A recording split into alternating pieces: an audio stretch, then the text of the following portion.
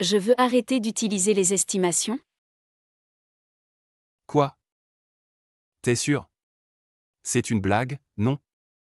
Mais, pouvons-nous vraiment faire ça? Mais cela ne va-t-il pas complètement à l'encontre de Scrum? C'est vraiment la dernière chose que je m'attendais à entendre de la part d'un Scrum Master.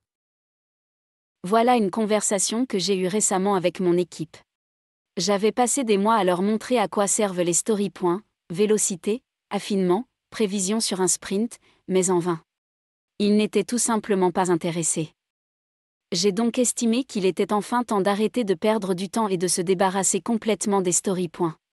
Pourquoi passer du temps sur quelque chose que vous n'utilisez pas? L'équipe était sous le choc. Ils ne pouvaient pas imaginer faire du Scrum sans story points.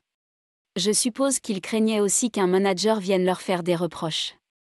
J'ai donc proposé que nous le fassions à titre expérimental, l'essayer pour un sprint et ensuite se reposer cette question si nécessaire. Mais bien sûr, à la fin du sprint, tout le monde avait oublié les story points et c'était la fin de l'histoire. Pour moi, les story points sont un moyen très efficace d'apprendre à préparer le travail en le décomposant en morceaux gérables. C'est une compétence inestimable pour les développeurs. C'est le moyen le plus efficace d'obtenir une compréhension claire du travail. Comme le souligne Martin Dalmin dans son article, plus un élément de travail est petit, plus le niveau d'incertitude est faible. Cette compétence a diverses conséquences. Par exemple, elle facilite la planification d'un sprint, car l'équipe peut estimer plus précisément la quantité de travail qu'elle peut gérer. Cela est important car cela soutient le flux de travail. Fini le stress à la fin du sprint pour tout terminer. Cela aide même avec, oserais-je le dire, la planification. Aussi tentant que soit de croire que nous pouvons tous simplement nous plonger dans le travail avec les mots « ce sera fait quand ce sera fait », ce n'est tout simplement pas réaliste. Même d'un point de vue agile, il est pratique de pouvoir au moins avoir une idée de ce qui peut être fait quand. Si quelque chose prend des années à construire, même s'il s'agit d'une estimation très approximative, vous y réfléchirez certainement différemment que quelque chose qui prend des jours à livrer. L'important à accepter ici est que les estimations ne donnent qu'une idée très approximative. Dans ce sens, l'estimation n'est pas un outil de planification, mais un outil de priorisation. C'est une distinction importante. C'est la différence entre un diagramme de Gantt où tout est question de délai et de leur respect, et une feuille de route qui montre dans quel ordre les choses seront livrées. Alors, comment les story points aident-ils à apprendre à préparer votre travail? Eh bien, ils nous donnent un moyen simple de visualiser la taille d'un élément de travail, fournissant la boucle de rétroaction parfaite pour apprendre à décomposer le travail. Mais, comment est-ce possible, vous pourriez vous demander, considérant que les story points sont relatifs et que personne n'a aucune idée de comment ils se traduisent en temps absolu? Eh bien, c'est en fait assez facile. Une équipe s'engage à livrer un certain nombre de story points pendant un sprint. Si elle n'y parvient pas, alors ses estimations étaient trop optimistes. Si elle y parvient et a du temps en plus, alors ses estimations étaient trop conservatrices.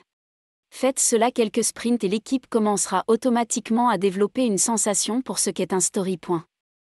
Mais à mon avis, c'est en fait encore plus facile que ça.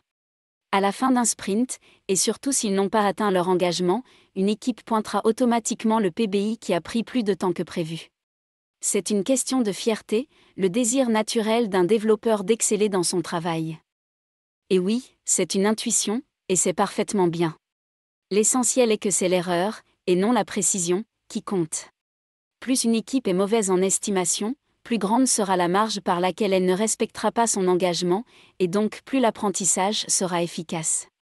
Si vous vous inquiétez de la gravité pour une équipe de manquer à son engagement, réalisez que c'est une façon de penser axée sur les résultats.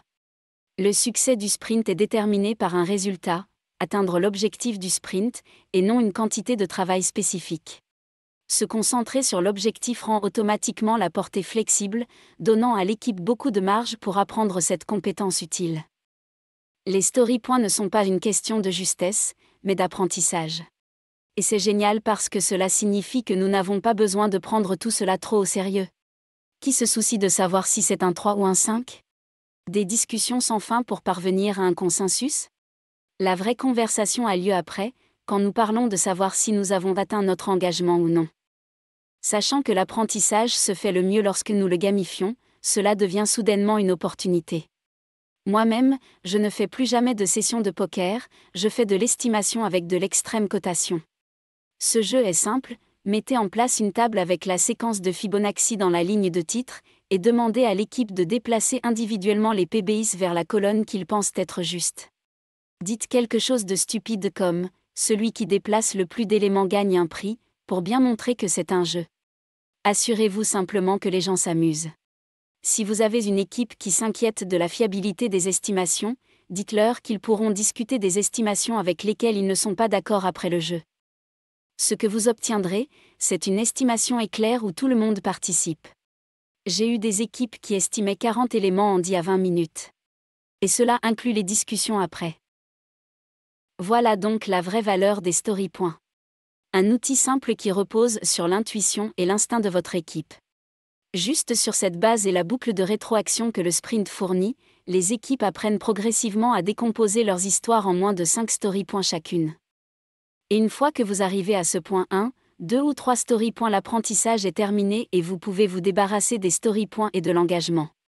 Vous voyez, vous avez résolu la seule hypothèse de la loi de Little qui rend son utilisation avec Scrum si difficile, à savoir que tous les PBIs devraient avoir des tailles similaires. Félicitations, vous pouvez maintenant commencer à utiliser les métriques Kanban pour faire tout ce travail d'estimation, Cycle Times, Lead Times et Service Level Expectation, SLA. Mais attendez, ça devient encore mieux que ça. La beauté est que cette nouvelle compétence que les développeurs ont apprise signifie non seulement qu'ils peuvent décomposer le travail de manière fiable, mais aussi qu'ils seront capables d'estimer n'importe quoi pour vous. J'ai eu des équipes où le product owner demandait simplement combien de temps prendrait une certaine fonctionnalité, voire un projet entier, et l'équipe donnait tout aussi simplement une estimation en sprint. La clé est une règle simple sur laquelle nous devons tous nous mettre d'accord. Plus l'élément à estimer est grand, plus la marge d'erreur est grande. Le résultat est que ces équipes ne font plus de raffinement classique, elles font des sessions de brainstorming dans lesquelles elles décomposent le travail et vous donnent ensuite une estimation encore meilleure. Qui l'aurait cru, les story points sont un outil utile et amusant, que vous pouvez mieux mettre en place comme un jeu, et qui est motivé par la propre motivation de l'équipe à gagner, que ce soit pour atteindre leur engagement, leur objectif de sprint, ou tout ce qui titille leur ego. Et imaginez juste ce moment où vous dites à votre équipe: félicitations les gars, vous n'avez plus besoin de story points, d'engagement ou de vélocité. Vous êtes tellement cool que vous faites ce que beaucoup de gens pensent être impossible.